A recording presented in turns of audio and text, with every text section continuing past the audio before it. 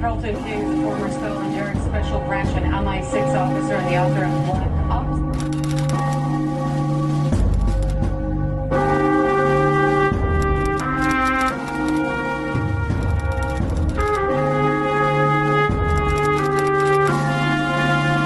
I was undercover for Special Branch in a jihadi organisation.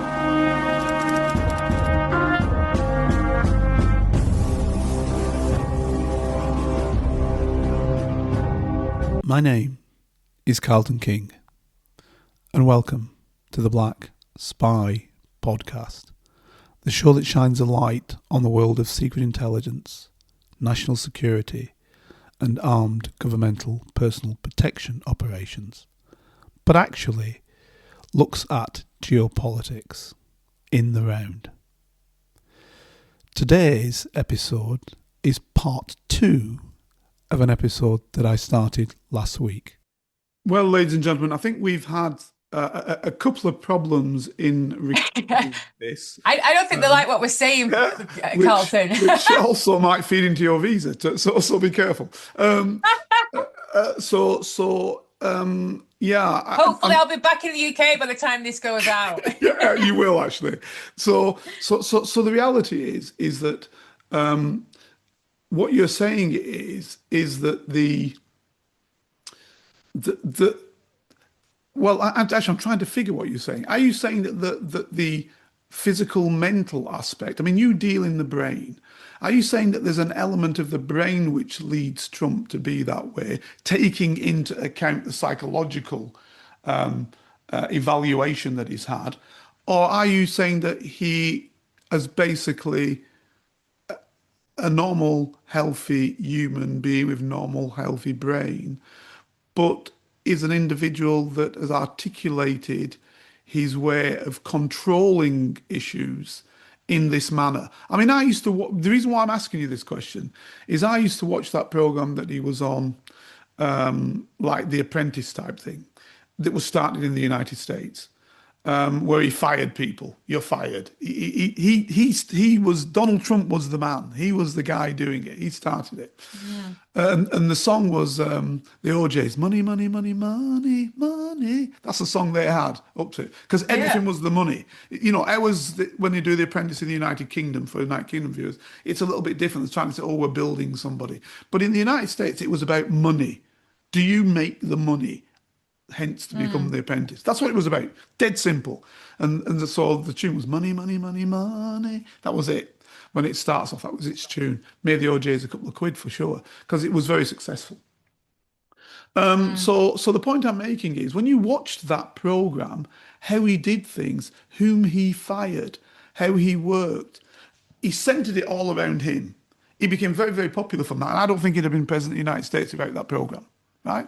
So he centered everything around him. Clearly it wasn't before, but he did center it on him. At the time, he was a Democrat. Okay? So to me, I don't think parties ever meant anything to him. One way or the other, don't mean anything. It's just a power base.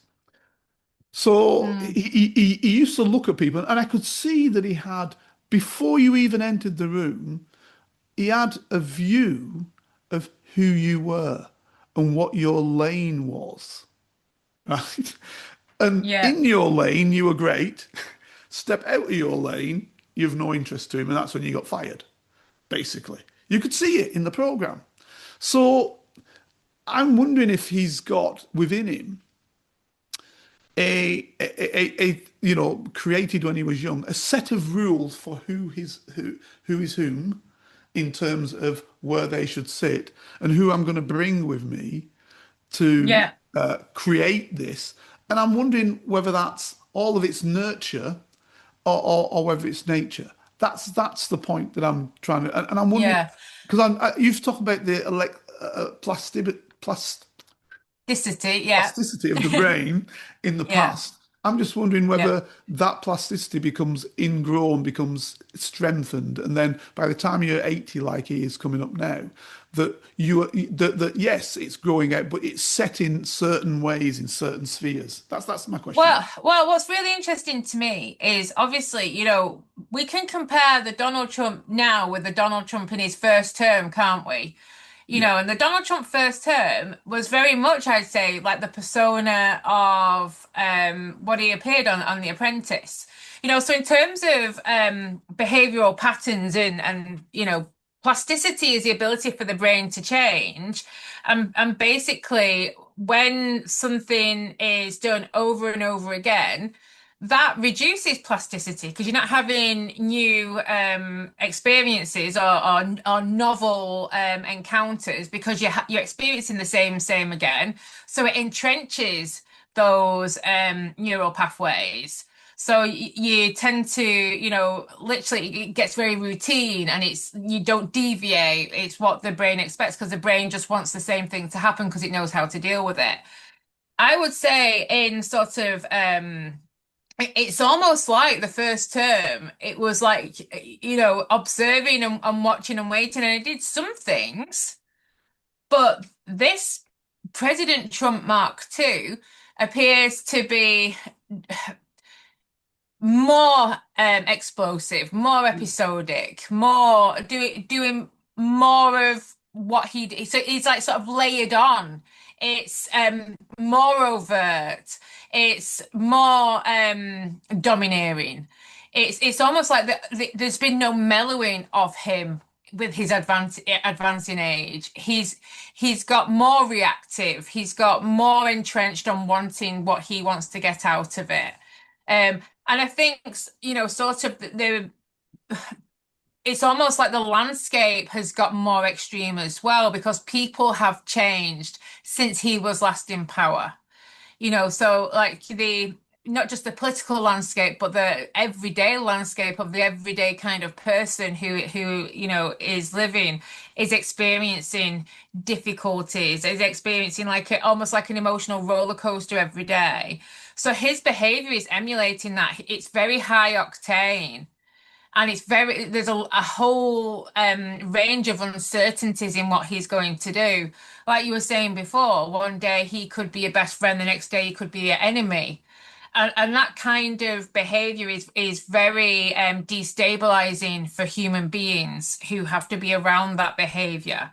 It takes away agency. It takes away the ability for somebody to be able to manage themselves in a good way. And certainly, what I see when he is communicating with and around other people, particularly world leaders, is that world leaders are trying to play the sort of the statesman game, but they're very unsure on how he's going to react. I mean, just cast your mind back to when he was with the Ukrainian president and with his number two, JD Vance, and how that encounter went out and how that encounter was shown to the world. That was a very unstatesmanlike meeting between supposedly two allies. What Donald Trump and JD Vance were very much, showing you the Ukraine for what it is. You need us, and you need to behave like we want you to do. And we find you really disrespectful for how you've turned up to have this meeting. Look at you, you're in fatigue, you should be in a suit. That kind of thing. It's like, but then the next thing is that they're, agreeing to even more weaponry, even more money to go to the Ukraine. Yet the week before they were kind of saying you're on your own and we can't keep on fighting your battles. And then in the very next breath, not only are they fighting the battles, they're giving them more technology to fight the battles with.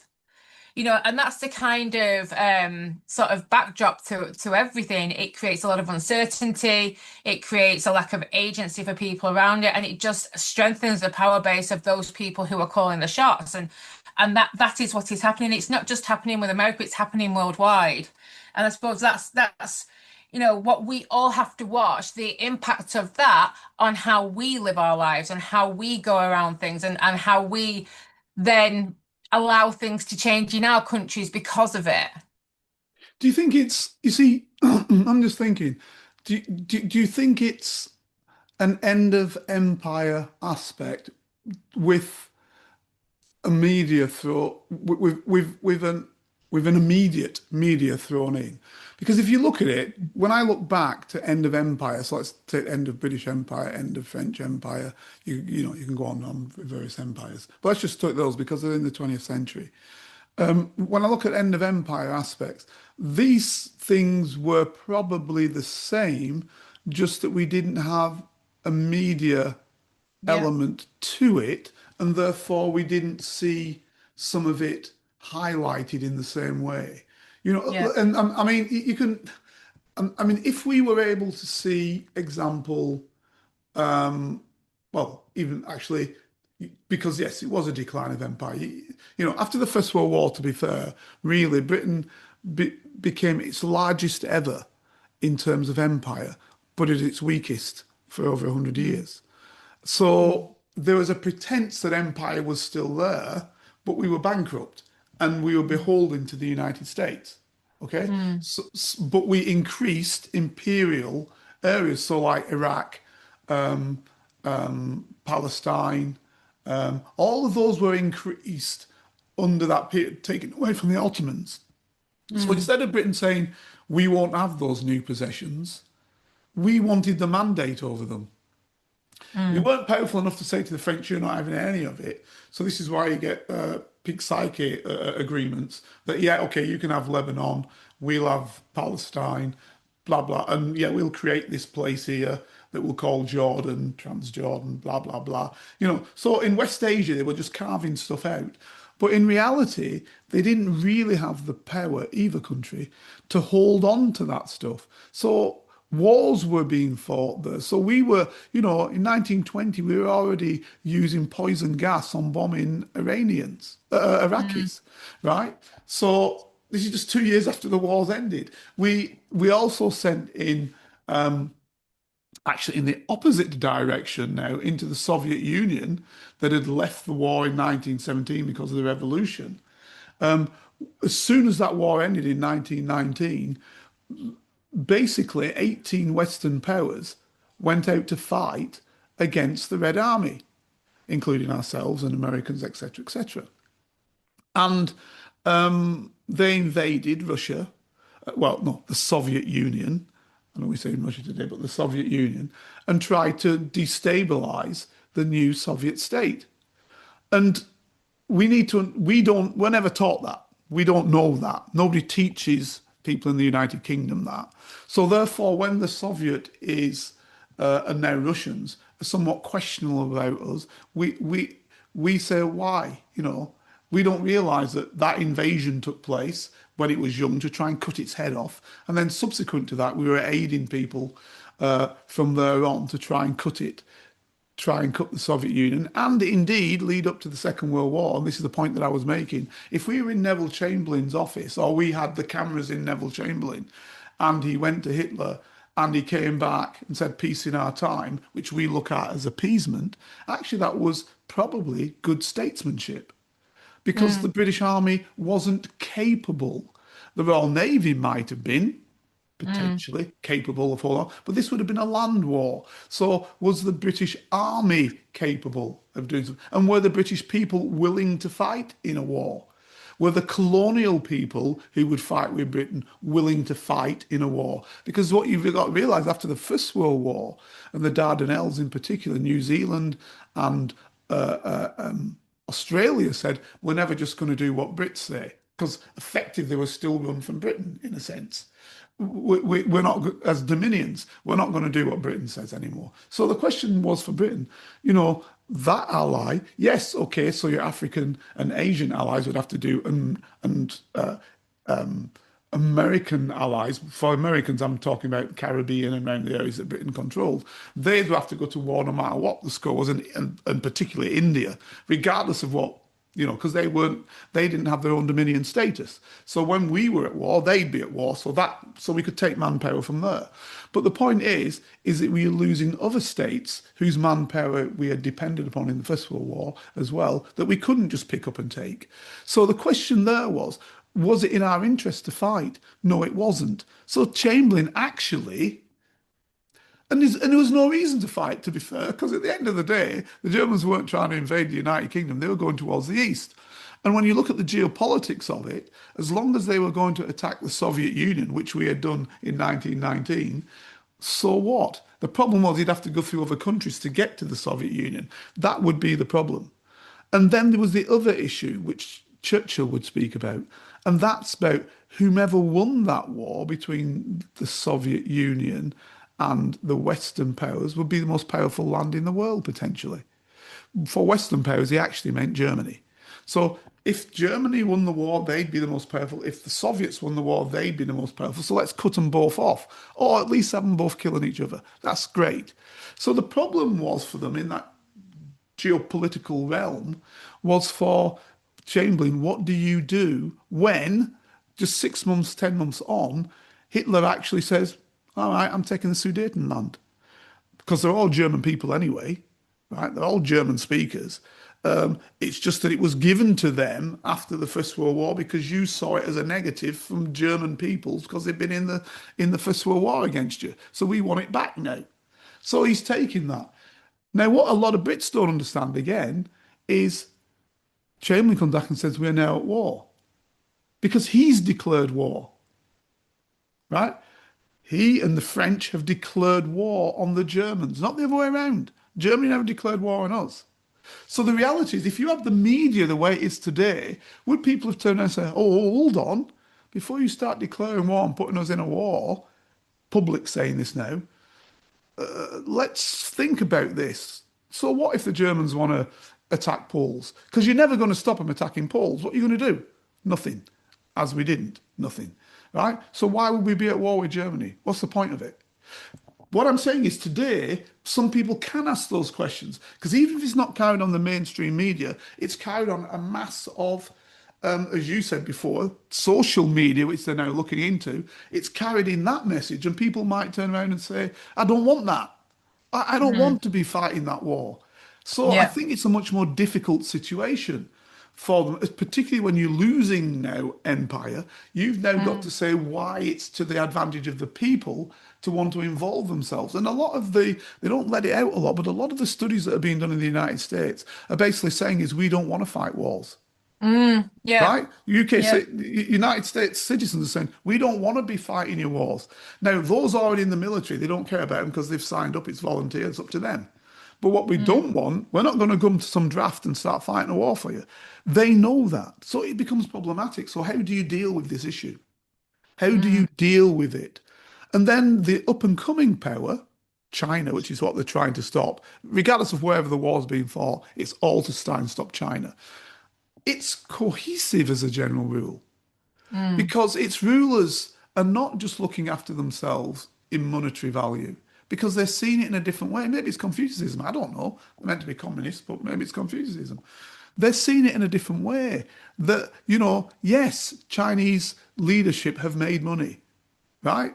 But then some Chinese leadership have also been put up against the wall and shot because they've made money, right? And the Chinese public see that. That never happens to any American guy, right? Or No. girl. So what I'm saying is for them, and all they do realize is in 1990, we were all on bicycles, right? And now we're all in super duper electric cars, Yeah. right? So we're improving our standard. Now, the problem will be when that standard doesn't improve and they turn around and think, well, hang on, what's happening here? Right?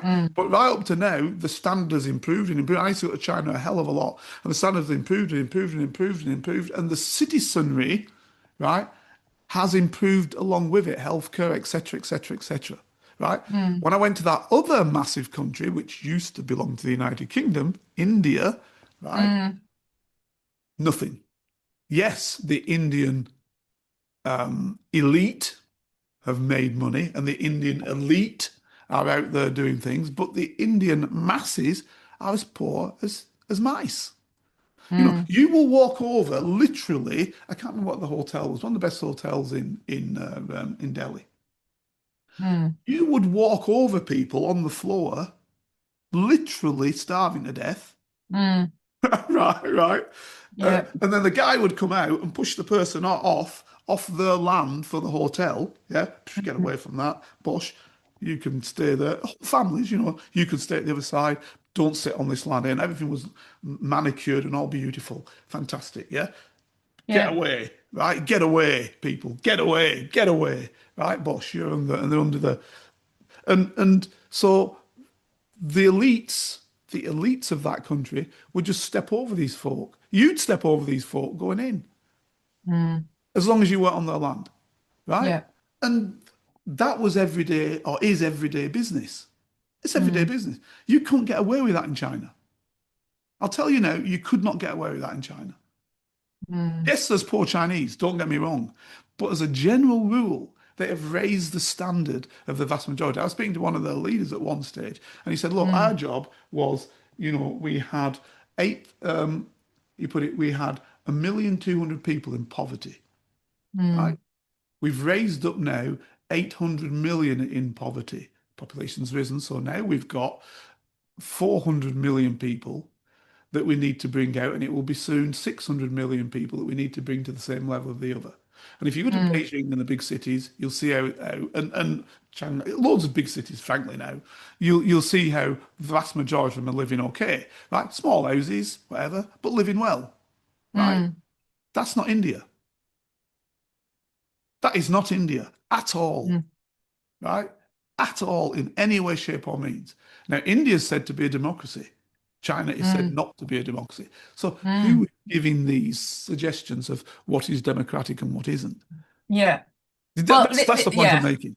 Well, and that's exactly right, because obviously, we spoke about democracy before, and it's from from the ancient Greek, particularly Athens, power to the people, Exactly. and it's arguable that most people in so-called democratic countries are feeling the most disempowered that they've felt, throughout their lifetimes. Certainly, in the past 20 years or so.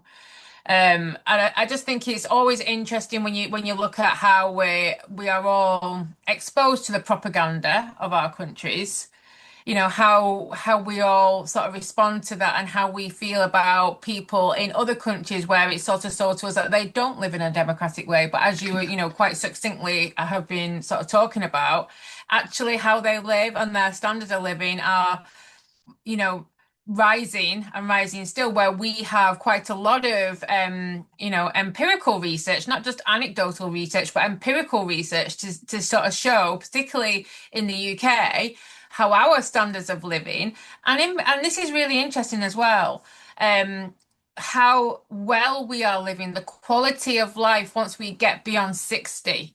How healthy we are, how happy we are, how much how many resources we have to actually help us to have a healthy older age. All of those markers of a successful society show that actually in the UK we are sliding and sliding quickly. And America is very much on a par the same as us with that. So when you're looking in terms of sort of the personalities and how these leaders are functioning, there is a lot of evidence, and it's out there should people want to go and look at to sort of show that the vast majority of people within those societies who are governed by those people are not doing well at all, and don't have the resources or the wherewithal to actually increase their own wealth base, or even any kind of power base to reach the 1%. So it's quite a clever trick, really, isn't it? Yeah, I think that we in the United Kingdom and throughout Europe at one stage, I'd take it back 10 years, maybe a bit longer. I think we'd reached a kind of a basic nirvana for most citizenry within the Mm. European Union. I think that the vast majority of people felt that they were living well. And I'm talking throughout the whole of the European Union. And if they weren't, they could move to another part of the Union, which was their homeland as well, whereby they could, a chance at making a better way of living. And that also that the systems of aid were provided to you throughout those other countries because it Mm. was your country, right? So Yeah. you were one union in a sense. Yes, there were things that were orientated to the state, but as a general rule, there's an overview of the union. for the good of the Union. And I can remember, yeah, I can remember Chancellor Kohl, Bundeskanzler Kohl. He used to come to Britain to meetings, and I used to do basically all of the German leading politicians when they come to the UK in terms of the protection aspect. I had a good relations with the German ambassador and Germans, and obviously I speak their language. So I can remember being and the ambassador knew this, so I'm not saying anything that he didn't know. So I'm in the vehicle with Bundeskanzler Kohl and the ambassador, the German ambassador to the United Kingdom, and we were having to kill a little bit of time because I think at the time it might have been Blair, could have been Brown, wasn't ready. And so I said to the SEG, the motorbike escort people, look, we need to kill some time. Can you spin around? So you still look as though you're doing bits and bats, but you're spinning around. So they're in our car and they're going through. So we went on a route that we generally wouldn't take because they weren't ready at number 10. So we went on a route and we went through parts of South London. Okay, so if we go from Heathrow, we jumped across the river to come back across the river, just to kill time, if you will. And for those Londoners, parts of South London aren't the greatest, okay? And I remember Cole looking, and he actually said to the ambassador, that's what poverty? This is what he said, what poverty? He said, we couldn't get away with that. We just couldn't get away with this. Right? The disparity of poverty and wealth. Because we came around, jumped over south from Heathrow, jumped over the south London, came back across and came up again. And so we saw the good and the bad of London, the beautiful sort of central Westminster, all done up nice. And then we saw some of the rougher parts, right? Yeah. And that's what he said, And I thought to myself, yeah, he said, we couldn't get away with this. Is what he said. Right. He said, how are they doing it? Now look at Merz and look at the problem in Germany now. Right? And this is to your point, and this is what I want to just bring in. Germany, particularly the West, was in most places pretty much beautiful. I lived there for many years. I know the land well. The East was a different kettle of fish, but they were bringing it up. And in many central areas of the East, the city centres, Halle or wherever it might be, they've made it look pretty and it's all beautiful. And to be fair, most of the outlying areas got nice because they spent literally trillions of euros to sort it out, right? But now you're getting people losing work because of stupid policies, because of lack of cheap energy, etc., etc., etc., because of the closing down from, and I respect Angela Merkel, and I knew her very, very early on. I'd spoken to her way, way back when she was still a communist, when she came over with the East Germans years and years before, as Dr. Angela Merkel. She came over. So I'd seen, I don't know her well, but I'd done some protection with her subsequently, and we'd said, yeah, Bosch, whatever, right? So she realised that I'd spoken to her back then in those days. But the reality is that she generally stewarded Germany very, very well, regardless of what politics was and whatever. She stewarded it very, very, very well. Then you had two others come in, two blokes who were clowns. And in reality now, you've really got a lessening of that country in terms of its people. I'm not now talking about its status, its people, right? About the everyday average person, about what they feel and how they see their wealth and how they feel how they're wealthy. And they don't. And that's the point. But the leadership seems to be pushing itself to get wealthier.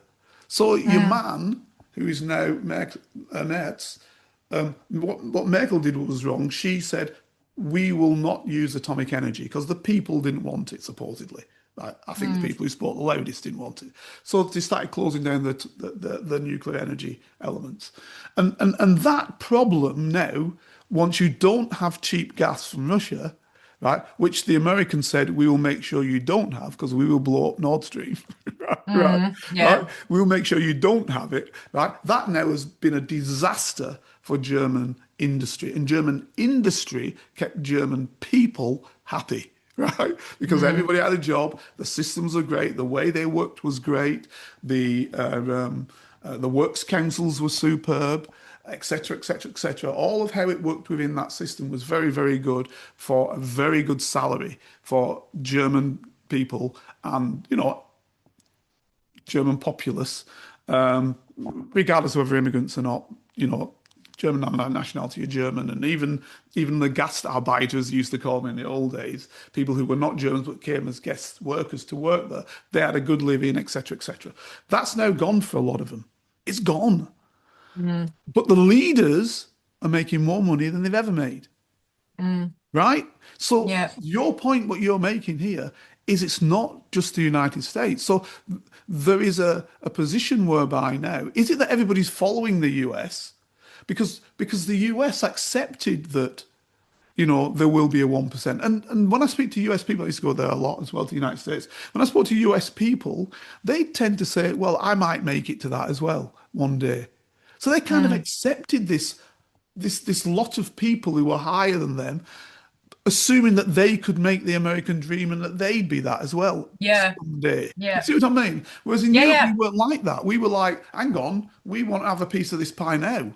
We want Mm. our free medical care. We want this. We want that. We want whatever, right? And believe me, it's not just the NHS that does free medical care. It's all of them in Yeah. Europe, right? You just do it in different ways. You just pay for it. It's homologated in many places. So in Germany, what we used to have was you'd work, and a percentage of what you worked went to your healthcare provider, right? Mm. But it was no different than if you just paid tax in the United Kingdom. The big difference being that it all went to the healthcare provider and it didn't go on nuclear weapons or whatever else the government wanted to spend it on, right? Yeah. It was homologated for that particular purpose. That was it, Mm. bosh.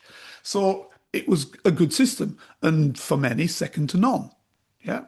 So Yeah. what I'm saying is, wherever you were, and in France had a similar type thing. Wherever you were living well. Let's face it, you were living well. And the other Mm. countries coming up, like Spain or whatever, having to come up, were learning those systems and got those systems. And then the even newer countries, the accession states from 2001, 2002, they started to bring it in, Poland or whatever it might be, bring these Yeah. things in. So what I'm saying is, for the European peoples, frankly, they were living well. Mm. Yeah. Yeah. And didn't think that there was a sector of people who was ripping everything off. But I've noticed now there's a level of people at a level of wealth and a level of tech that we didn't see in the United Kingdom, other than going way back to the eras which the Labour Party tried to solve from 1900s onwards. Yeah, you know, Yeah. you've got this set of people who basically are taking, and so it feeds into our politicians. Mm. It feeds into them because they want a piece of that pie because it's no longer as equal. Do you get what I'm trying to say? Yeah. Yeah. It's exactly that. And it's really interesting because with everything that's happened, I often look on things on a sort of behavioral and psychological basis.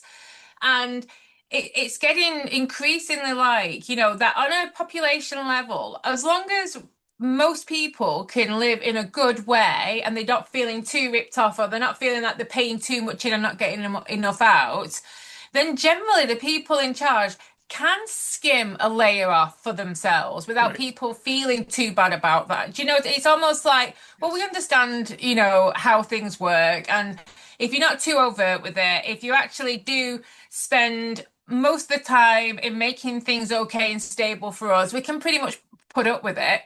But we don't live in those times anymore, do we? Correct. Correct. Perfectly put.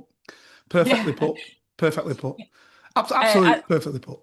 yeah, and that's the problem here in that we've got key players globally who are acting in an authoritarian way, surrounded by people who want them to do well because they do well if they do well. And the majority of humanity is not just getting left behind, it's being pushed further and further down the ladder. Yeah. So, take our country. There was a really interesting news article where there was somebody who earns £156,000 a year in London who was actually saying that they were struggling to get the money together to put a deposit to buy a house so that they could continue to live and work in London. Yeah. And I often, it's not the articles themselves that are interesting to me, it's all the comments that come after the article. That's what's interesting to me Yeah. because then you can get sort of the general feeling of the population from what they're saying.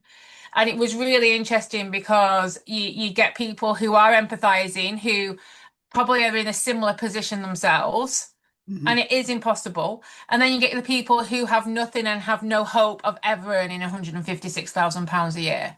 Yeah. Who, you see that how this article is being used as a classic divide and conquer. Hmm. So instead of going after the system where somebody who is earning that much money cannot afford to buy a home, Yeah. instead of going for the system, you've got the people going for the person. Yes. And for me, I'd look at it say, in the way of, oh my goodness, it must be so bad if somebody who's earning that much money can't even afford to buy a house. How am I expected to be able to do it? And instead, because people are so ground down by all the pettiness and the nastiness and the vitriol and the constant negativity everywhere, what they're saying is, well, why should you complain? Come and spend a day in my shoes and then you'll complain. And this is what I see being played out everywhere. And that is a kind of psychological background that allows people like Trump to win, keep on winning, and feather their own nest. That is a whole psychology behind it. So, in closing, Dr. Rachel, because I've kept you here now forever and a day, in closing, um, do you think that, because what I notice in government quite recently now, last 15, 20 years, is behaviouralists are being more and more put into the fore. It is as though they understand that the systems have changed. These are people in government now. And the behavioralists are there. And you saw it most clearly with COVID. The Yeah, behavioralists are there to control the masses. In yeah, other words, don't get me wrong, obviously, government was always about controlling the masses. It always has been. yeah, Why every person in government has a football team, uh, even the royal family avid supporters of football, you know. yeah, But really, probably not one of them is any interest in football whatsoever. No, I might be wrong. Maybe young William fella does have or whatever else. But you know what I mean. You know what I mean. There's yeah. no way Prince Charles is any interest in football, right? So you know. But oh, I've got a team. You know what I mean? This is nonsense. But that was the opiate of the masses. Before that, it was obviously church, which they control because yeah, you make the king head of the church, jobs are good, and then government lives off that as well. So this opiate now seems to be that they don't know what the actual opiate is. So let's Yeah. look at behavioralism and see how we can manipulate from a Yes. scientific perspective now, not just from Yeah. a political perspective, from a scientific perspective. Can you speak to that in closing, please? Yeah, and that is everything that's happened, in particular since the COVID time, and it's going to continue to get even worse, which is why we spent many an episode on the Black Spy podcast actually saying to people, please just be really aware of what information you're taking in and what it's trying to get you to do, Yeah. because we're going to see more of it, and it kind of, it if you look at sort of an old failed empire equivalent, it's like the bread and circus of the Roman Empire. Yeah. It's exactly that. It's about Yeah. how do we manipulate them want while they're not really watching what the leaders are doing, and we can try and prepare for the end of times. And that is basically what's happening, not just in the UK, but in Europe. It's it's happening in America. And whilst everybody is being manipulated in such a way and not really looking at the root cause of what is going on, things are going to actually get much worse, and it's going to speed up, and it's going to destabilize the whole system a lot quicker than people anticipate. You know, that is what I can see happening. Now, so that we're not going to end on a totally doom and gloom perspective here, because, you know, we don't like to do that, do we not? We don't want to leave people in despair. Absolutely. Listeners, I've got to say, we have been bugged today by whomever doesn't like what we're saying. So Dr. Richard was trying to appease them by saying, we'll give you something good. Which is really interesting, because when I was actually, you know, trying to say for people is that, you know, we have to remember that, you know, that the system is the system, and really what we need to do is to live and do whatever we need to do alongside the system without allowing the mechanics of the system to really affect who we are as people and what we do as people. So I would just like, on a really positive note, look to see where your agency actually goes, where your energy goes, and try to be a little bit more mindful about where your attention and your agency and your, you know, just your literal joy of living actually needs to go.